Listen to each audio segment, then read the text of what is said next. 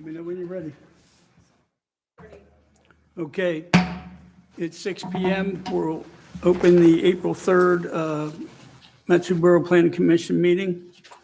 I hereby call it to order. Madam Clerk, will you please do a roll call? Commissioner Rubio, Here. Commissioner Allen, Here. Commissioner Fernandez will not be present, Commissioner Kendig, Here. Commissioner Scoggin, Here. Commissioner Cohn, Commissioner Glenn. Here. Everyone is here except for Commissioner Fernandez. We have a quorum. Okay. I'll take a motion for approval of agenda. Are there any additions or changes to the agenda?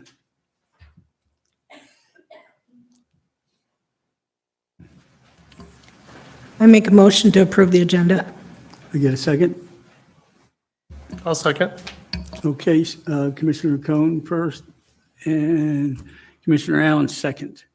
The agenda is approved. Pledge of Allegiance. CJ, could you lead us in the pledge, please? To the flag of the United States of America and to the republic for which it stands, one nation, under God, indivisible, with liberty and justice for all. Okay.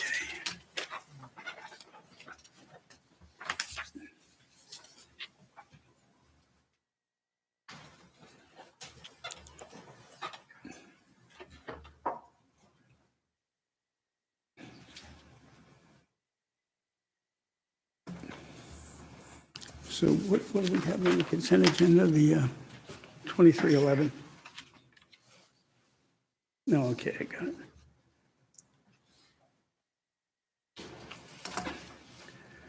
it. We have introduction for public hearing legislative matters, Resolution 23-11, a resolution of the Matanuska-Susitna Borough Planning Commission amending MSB 17.30 conditional use permit for earth materials extraction activities by creating a registration process for earth material extraction of 10,000 cubic yards annually. Public hearing will be April 17th, 2023, and Alex Strawn will be leading that. Any objection to approving the consent agenda is written? Hearing seen none, consent agenda is approved. Committee reports? Agency staff reports? Any land use classifications? Okay. Audience participation will have 3 minutes per person for items not scheduled for public hearing. And the clerk is grabbing the sign-in sheet now. And Mr. Chair, if I may clarify to the audience, if you do wish to speak on the items on unfinished business, this is the time to do so. Okay. First up, we have DJ McBride.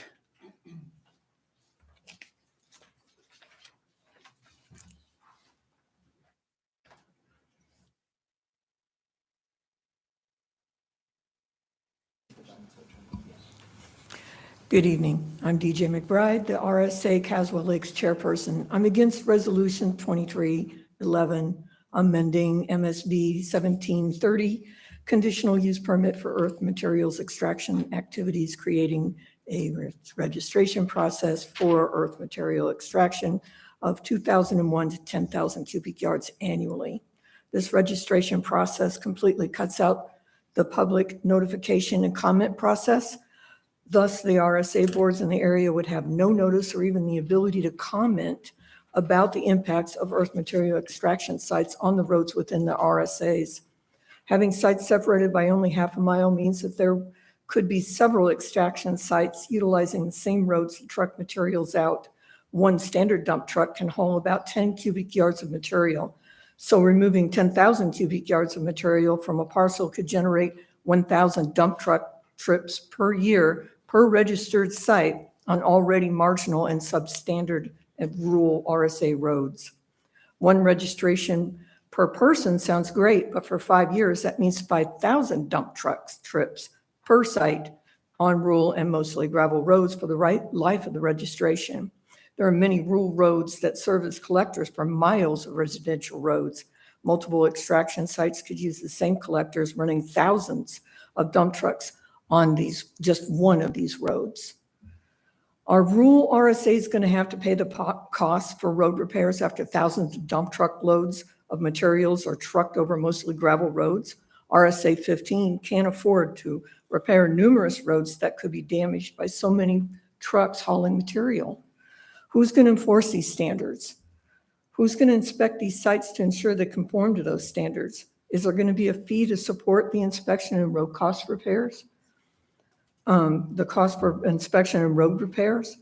This doesn't apply within the cities of Houston, Palmer, Wasilla, and the Point McKenzie Special Use District. So the burden of this goes to all the rural RSAs.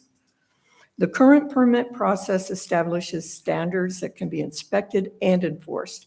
The proposed resolution has reduced standards with no mechanism for inspection or enforcement. In other words, the current permitting requirements are working well. Without them, the rural areas of the borough could turn into uncontrolled and unsupervised earth materials extraction free-for-all. Thank you.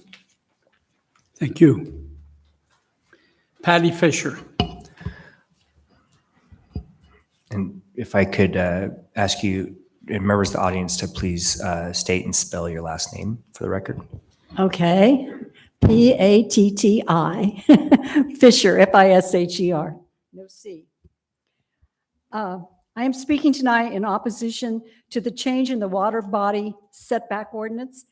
I want to kind of remind people a little bit of the history of this on this issue. That 75-foot setback was established in 1973. It was in place until November of 1986, when the Assembly reduced it back to 45 feet. 6 months later, in May of '87, a ballot initiative returned the setback to 75 feet. Only 6 months had passed. And in those 6 months, residents got signatures necessary to put an initiative on the ballot. No easy task. When the vote was actually taken, it was 2-1 in favor of returning the setback to 75 feet. The residents of the valley had spoken clearly. I live on a lake. Maybe that's why I'm so anxious about this proposal. And I have a strong interest in protecting the lakes that we have here in our beautiful valley. They are already suffering from pollution, runoff from lawns that are heavily fertilized, septic seepage, and road chemicals. Changing the setback will only increase the damage to the lakes and the wildlife. In your package, you have letters from the Alaska Department of Environmental Conservation saying that the 75-foot setback is minimal. The Mat-Su Fish and Wildlife Commission opposes the ordinance. There are a number of management plans, Fish Creek, Hatcher Pass, Susitna Area Plan, Moose Range Management Plan, that require a greater than 75-foot setback. In addition to the environmental concerns that this change we are discussing today is distressing in that it caters to only those who have money. The ordinance specifies that you can build closer than 75 feet if you can pay for design plans and construction plans by professional engineer, and then can obtain a land use permit from the borough. In other words, if you have the money, you can pay to build closer to the water. I was here 2 weeks ago and was disappointed that even though there was a quorum, the vote was postponed. I say disappointed. It takes me a bit of time. I drive from about Big Lake over here. It was suggested tonight that I could phone in, but I really wanted to come so I could look you all in the eye because this is such a critical issue. And I hope that you will understand how important it is to reject this change in the code. Please protect our beautiful Mat-Su lakes and reject this proposal. Thank you. Thank you. Darren Marshall.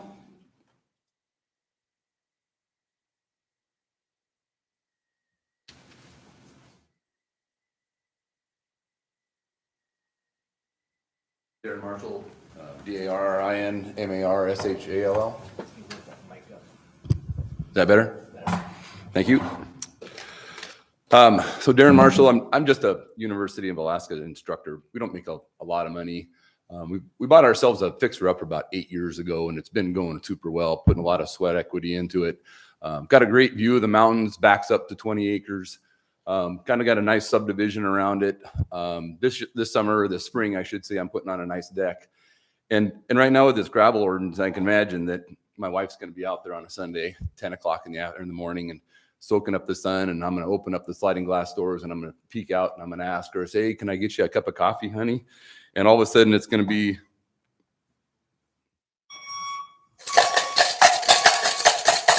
get what I'm saying?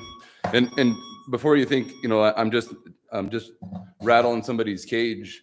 I didn't sign up for this. If I'd have known this is going to turn into a potential rock pit or gravel extraction site, I wouldn't have moved in there. It wouldn't be my retirement home.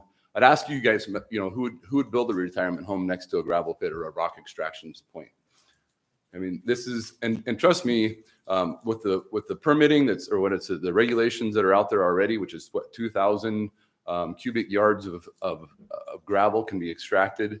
Trust me, that ruins a lot of Saturdays, a lot of Sundays, a lot of evenings. We're sitting out there trying to have a barbecue, invite our friends over, makes a bunch of racket. And then when it comes down to selling a home, I mean, here we spend a lot of time, a lot of sweat equity building a home that we can grow old in and retire in. And when we leave it to our kids, or when we decide to sell it and move out, it's going to be a reduction in cost, a reduction in the value, no matter which way we look at it. And not only are you reducing the value of my home, but you're reducing the value of any home that's around one of these rock extraction places. I strongly hope that you can reconsider this. And this was already shut down once, and now it's coming back to you guys redone again. I mean, it's been pretty clear that people don't want this stuff. And I know for me personally, it's going to impact me in a big way. I mean, we already have a lot of Saturdays being ruined, a lot of beeping going on, a lot of that what do they call it? The separation, because that's allowed, right? The rock pit itself, the crushing part of it's not allowed, but the separation part is, and that goes onto the great big metal grates, spreads it all out, and then the belt that brings it up, and then of course all the trucks moving in and out of there. Trust me, 2,000 cubic yards is a lot. They say that the limit's 200 trucks, and right now we're right about that, and they're down below my house. So I really hope that you'll reconsider this. Thank you. Thank you. Eileen Probasco. Give me the evidence.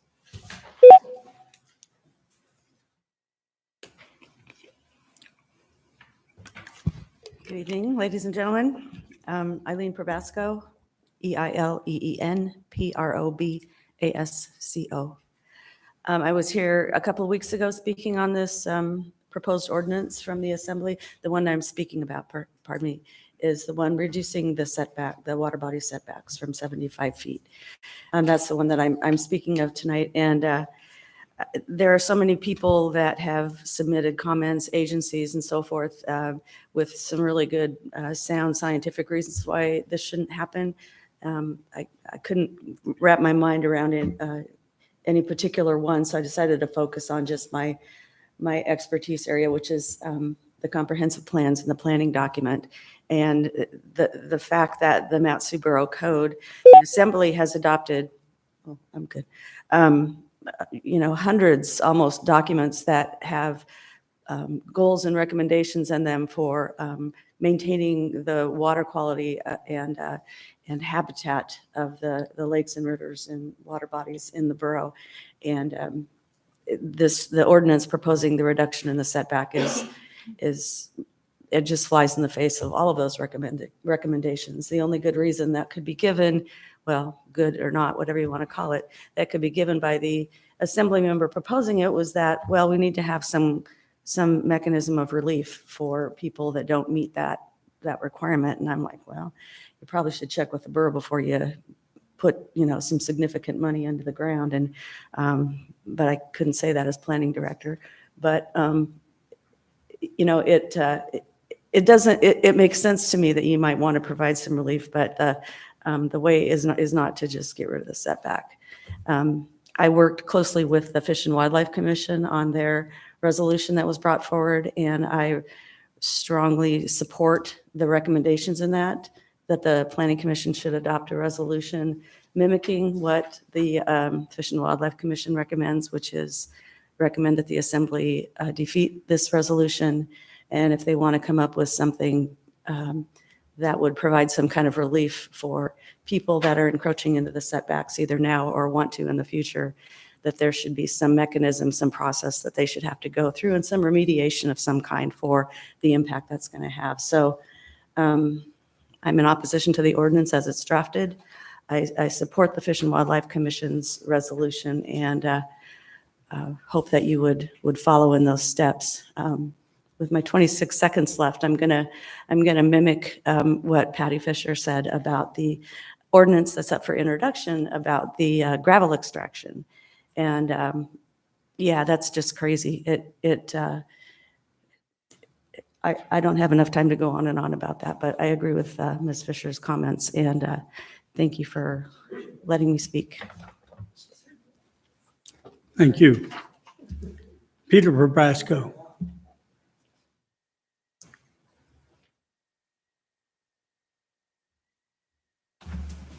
Thank you, Mr. Chair. My name's Peter Probasco, Probasco, and yes, I'm related to the lady that spoke. I'm not sure if our chairman from the Fish and Wildlife Commission, Mike Wood, is online. We checked a little bit ago and we couldn't identify. So right now I'm going to speak on behalf of the Fish and Wildlife Commission. I think all of you have seen our resolution. And I think the key 2 points that I want to emphasize that Mike had here 2 weeks ago, as well as when I testified. But the important thing is that the Fish and Wildlife Commission was formed in 2007 and advises the borough and other regulatory agencies on interests related to fish and wildlife. I want to emphasize that, related to fish and wildlife. If you look at your Fish and Wildlife Commission, you have many, many years of experience managing fish, wildlife, and habitat. Myself personally, I have over 40 years of managing fish and wildlife, both with the state of Alaska and U.S. Fish and Wildlife Service. The emphasis is the 75-foot setback is a minimum. Why is that? We need to safeguard our nearshore habitats, which not only are important to fish and wildlife, but it's also important to us as humans as far as water quality. You start impacting that, you affect water quality. So please keep that in mind. If you look at our ordinance or our resolution, we see that there are issues here in the borough that we have to work on and try to fix. And the commission, Fish and Wildlife Commission, working with you, would probably develop some very good resolutions on how to assist in providing those places where you could build within 75 feet. But it just can't be something that you're going to blanket and allow anything to occur within 75 feet. Please look at the resolution. We recognize that we need to work and develop some good regulatory changes that allows instances where these are causing problems. So I won't go through the whole resolution for you, but please take a look at it, and thank you. Thank you. Doug Miller.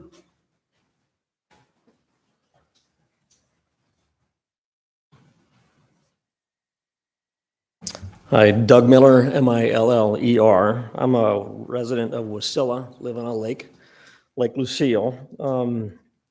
So it really doesn't impact us directly, but the concern I have about the setback is there's no penalty for the negligence and the disregard for the rules for the past 40 or 50 years.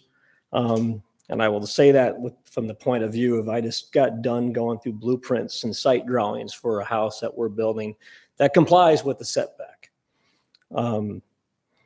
It's in the ordinance, the way it's worded. It's rather brief. It's inconsistent with the reference materials that are included in the packet.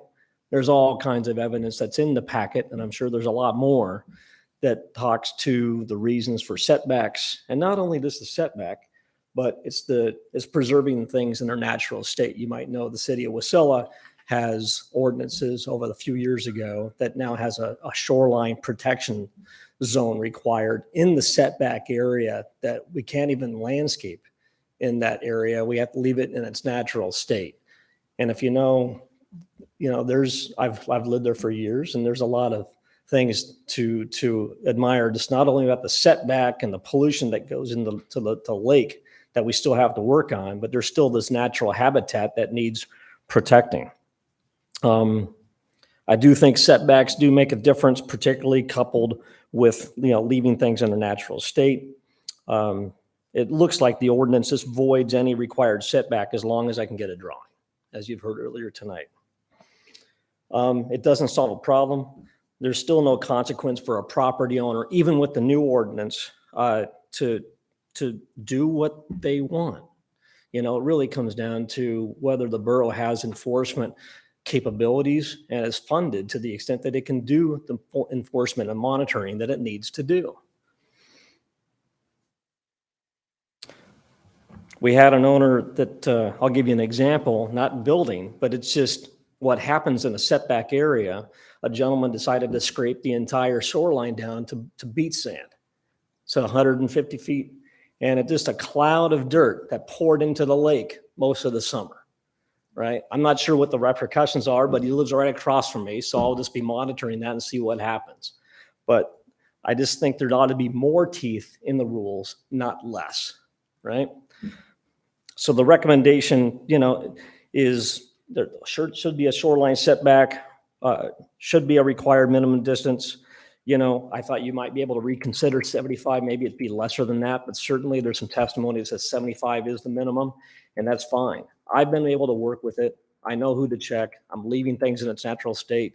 I have a couple things, so I did seek a variance. I got a 10% variance because of my configuration, which allowed for standard variance rules. Is that time up? All right. Thanks, everybody. Thank you. Caleb, we have anybody online? 3? Okay. Oh, I'm sorry. We still have one more. Patricia Chesbro.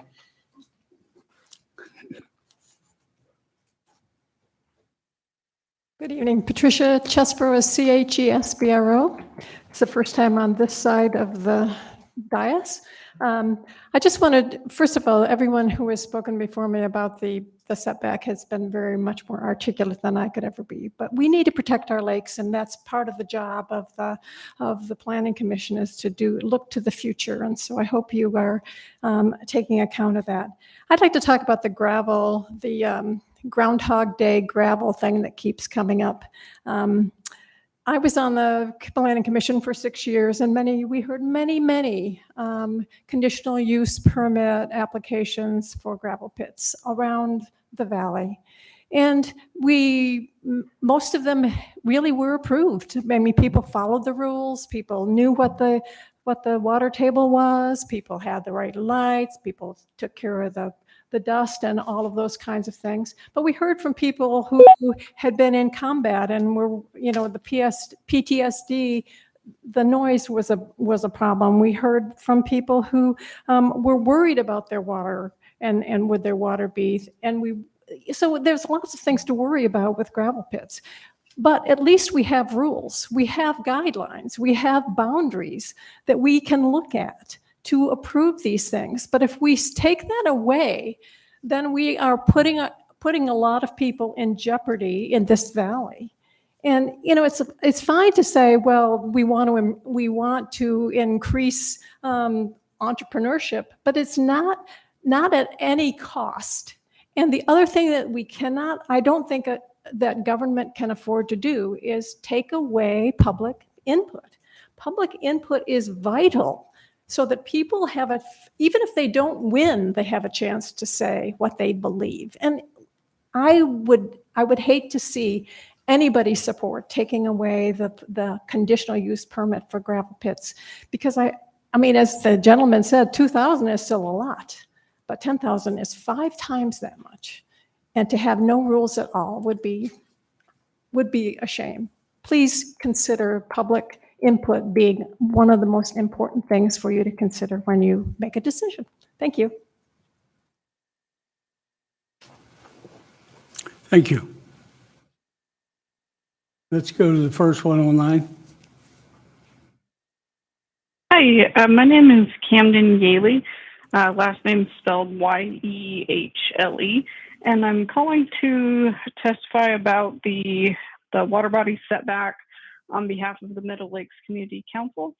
The council membership voted to submit comments opposing the reduction of the water body setbacks for structures.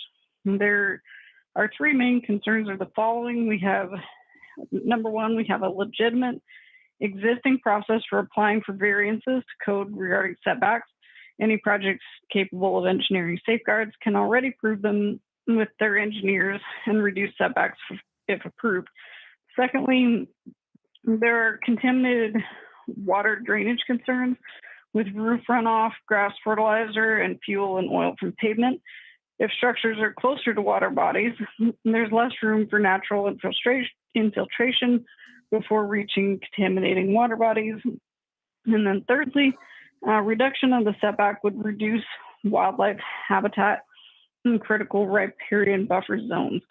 And I'd like to add a personal part of this testimony, and that is that we've had a number of new houses built on the lake that we live on, and they almost all have giant windows facing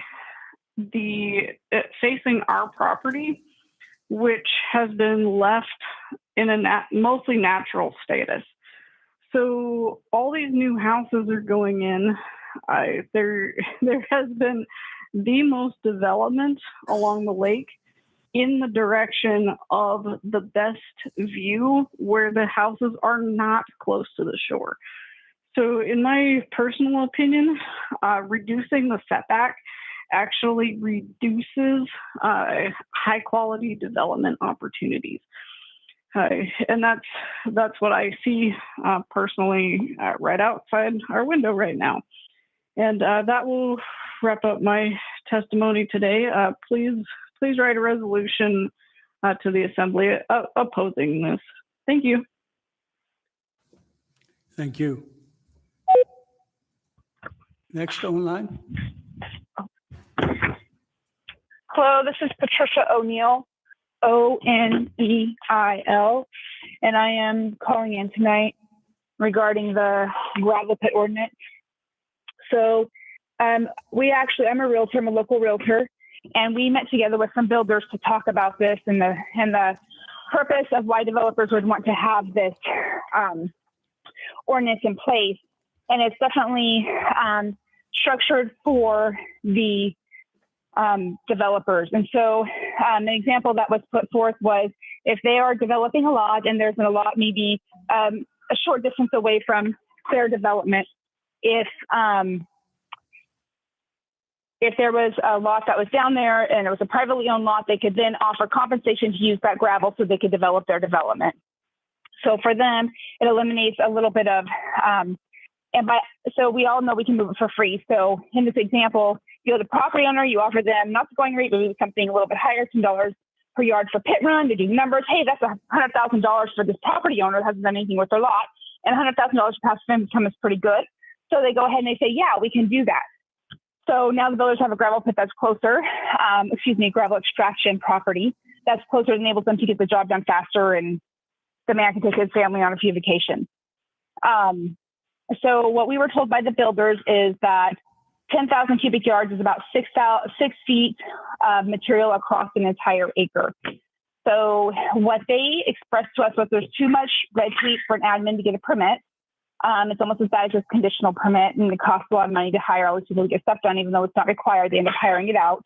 It's hindering development because we're short on homes in the valley, the distance to pit, and again, the red tape. So those are the concerns of the builders and developers. And so after considering all of this and the input, there's a reason that 2,000 yards were put into place. And so if there was not gravel available, I would say that this would be limiting growth in the valley. I would say this is limiting entrepreneurship. As it stands, there are people who are doing it right, who always offer it for sale already, as well as truck drivers who are offering these things, these services. So actually, by doing this, we're limiting businesses who are doing it right and people that have been supporting these people in this industry for years. And so they have gravel pits already. Where there isn't gravel, this was touched on before, there isn't gravel to extract. Like there's certain areas that just don't have gravel to extract. They're going to have to haul gravel in regardless. We don't have any zoning in the borough to protect the citizens in that borough right now. So there's nothing that's going to restrict that from happening. And then the ordinance has the potential to negatively affect a large number of people with road noise, environmental impacts, etc. If it is dead set on this going through, just a second, sorry. If it is dead set for this, then I would recommend a sunset on this ordinance of like 2 years, and then some sort of public notice for those people who are going to be affected by it. Thank you. Thank you. We have one more online, Caleb? Next online? Hi, this is Gary Powell, Powell. I'm a resident of Seymour Lake and a retired land surveyor. I don't have a problem with the 75-foot setback. I think it's been in place for decades, and people have learned to live with that. I don't think it should be lowered to 45 feet. I do think, though, that they should have some consideration for attached decks on buildings. Right now, they're all decks that are attached have to fall within that 75-foot setback. However, you can unattach a deck and then it's fine. I think that's unreasonable. I think that they should have a reasonable extension into the setback for decks, uncovered decks, of maybe 10 or 15 feet. Also, I don't like that people are clearing all the trees on their properties along lakeside. On Seymour Lake, I've seen them clear every stick of wood on a 1 acre lot, and then the next spring you've got one runoff into the lake. That's unacceptable. They should have some sort of a stream buffer, 10 or 20 foot stream buffer of natural vegetation. That's my thought. Thank you. Bye. Thank you. Next online?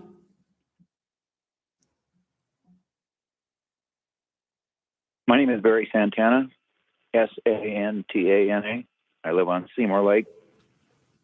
I would like to talk about the water body setback ordinance. I'm opposed to it. I did a quick search online and found that the general setback is 100 feet, minimum of 75 feet. Minnesota, Colorado, Arizona, Missouri, and probably every state in the union. There was nothing on Alaska, but you have already heard from a professional fish and wildlife person on the reason for it. It's for habitat, riparian buffer on the lake. And I will agree with the last gentleman on the fact that clear cutting a lot is not the right thing to do. It provides just a perfect runoff scenario where you reduce the water quality of the lake. Thank you. Thank you. Caleb, anybody else?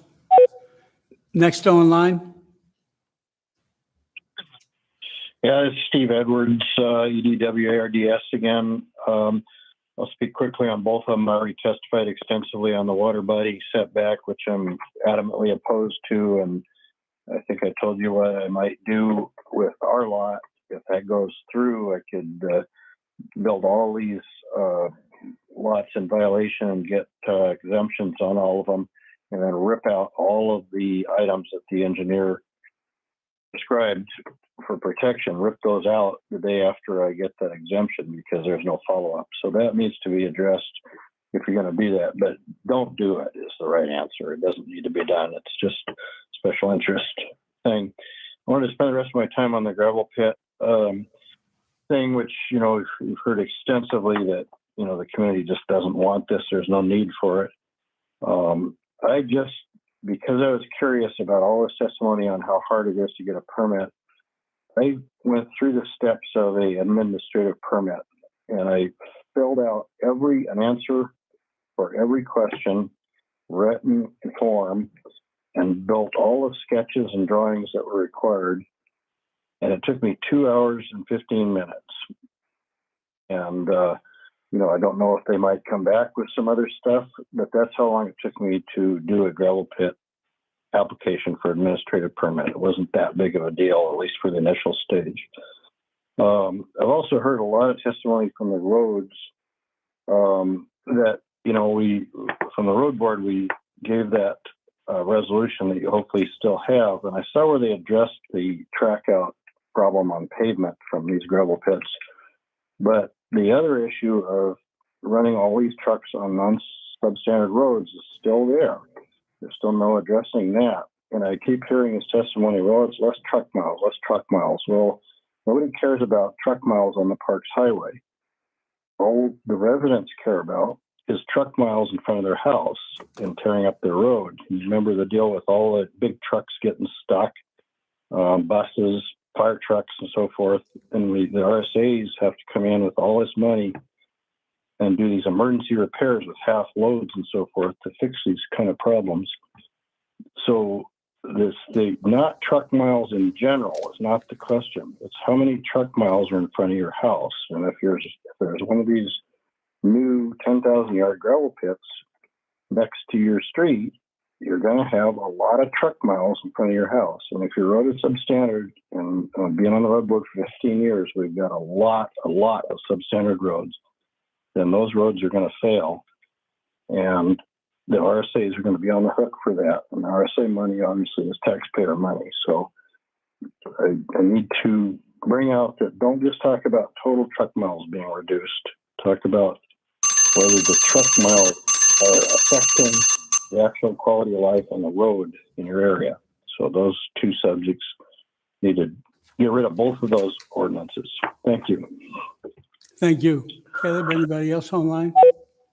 Is there anybody else in the audience that wishes to speak that we didn't get a chance?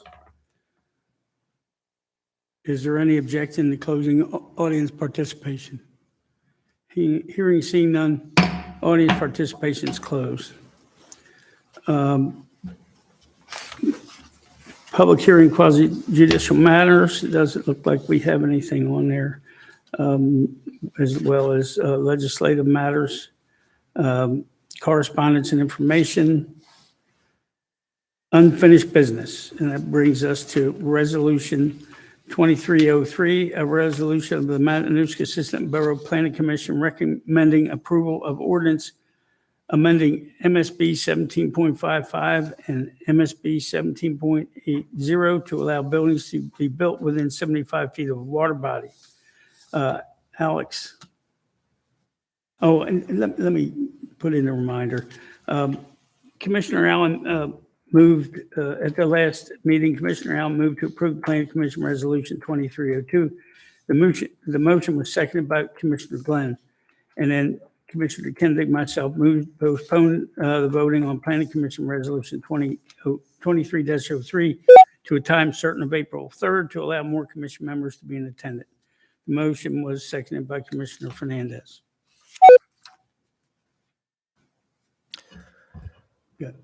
Alex Strawn, Planning and Land Use Director for the Matsu Borough. I did give a staff report on this ordinance resolution at last meeting, but I will briefly go over again what this ordinance does.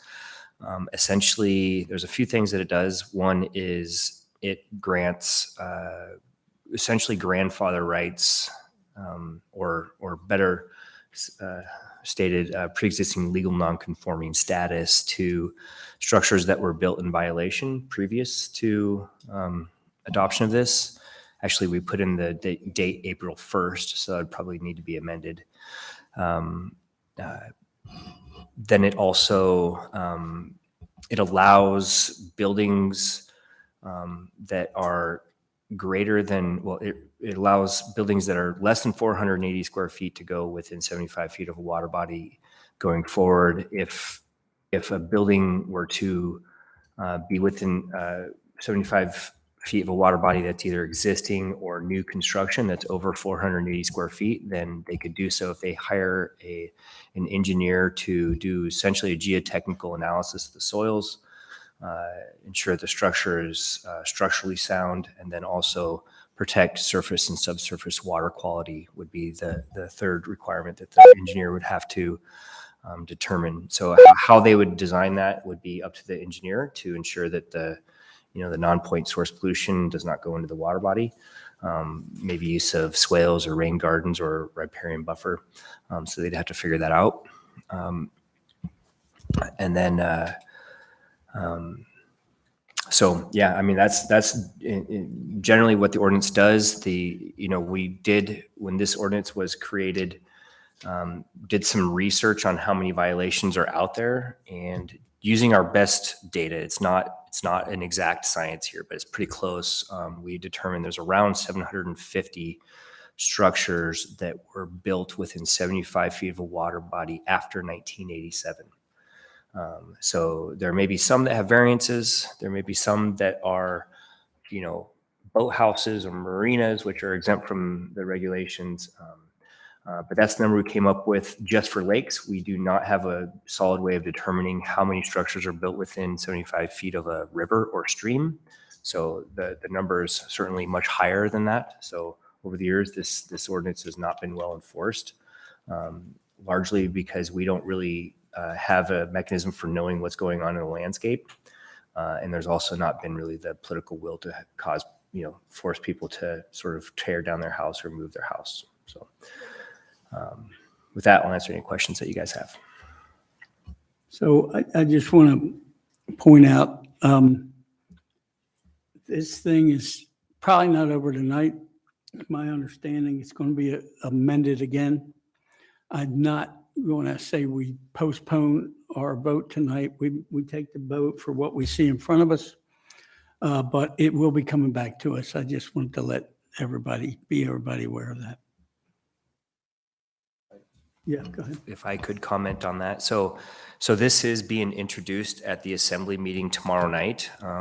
There is a possibility that they'll pull that from the agenda and have staff go back and rework this. But I don't think we can count on that. There's a good possibility that it will be introduced tomorrow night and there'll be a public hearing and they could deliberate on it. So I think this board needs to act as if this is not going to come back to you and that you're commenting on the ordinance that's going forward to the assembly tomorrow. Any other discussion?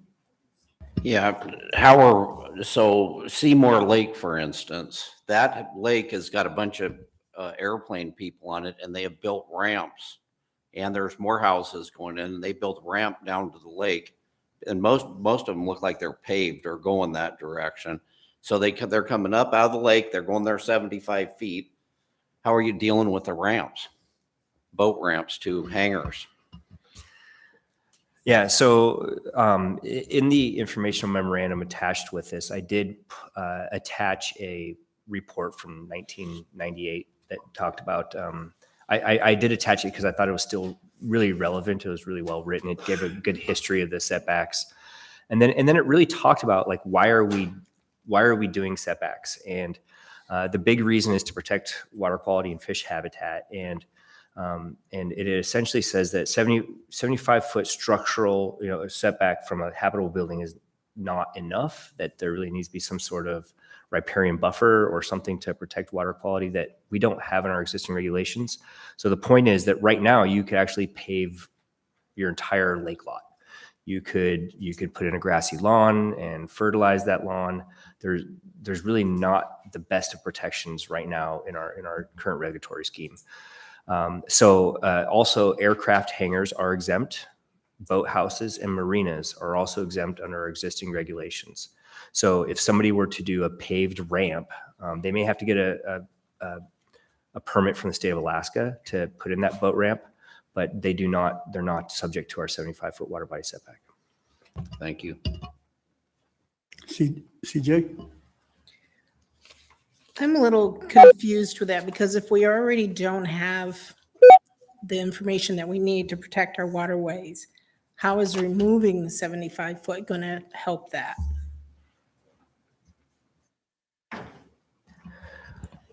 So, yeah, Alex drawn through Commissioner Cone, or through the chair to Commissioner Cone. So this ordinance, I don't think does anything to protect water bodies, water quality. What this does is, I mean, the intent of this was to sort of grant relief to the people who have built illegally, but also to provide a path forward for people who want to go closer. This one thing is that this 98 report, I keep going back to this, what it says is that there are some cases where you could do a development that the house or commercial building or whatever it is actually closer than 75 feet, and you've done certain things to protect the water quality that would be better for water quality than if you were to set it back and not do those things. Like this, I think it's clear that what we have right now doesn't work great, and that we need to put something else in place to maybe allow for more flexibility. But this ordinance alone does not do much to protect water quality. Thank you. Commissioner Allen? Just to clarify, is this, I don't have questions for Mr. Strawn, but I do have some comments for the, is this the time for that? Yes. Okay, thanks. So I'm opposed to Resolution 2303 for a few different reasons. The first one that comes to mind is that the 75-foot setback was imposed by a vote of the people. And that's really important to me. And in my view, you better have a darn good reason to undo the will of the people. And I have not heard that darn good reason yet. So that's I guess, the first reason I oppose. The second is that even though the resolution has a provision for an engineering assessment, that says nothing of a biological assessment. So I trust the Fish and Wildlife Commission in this regard.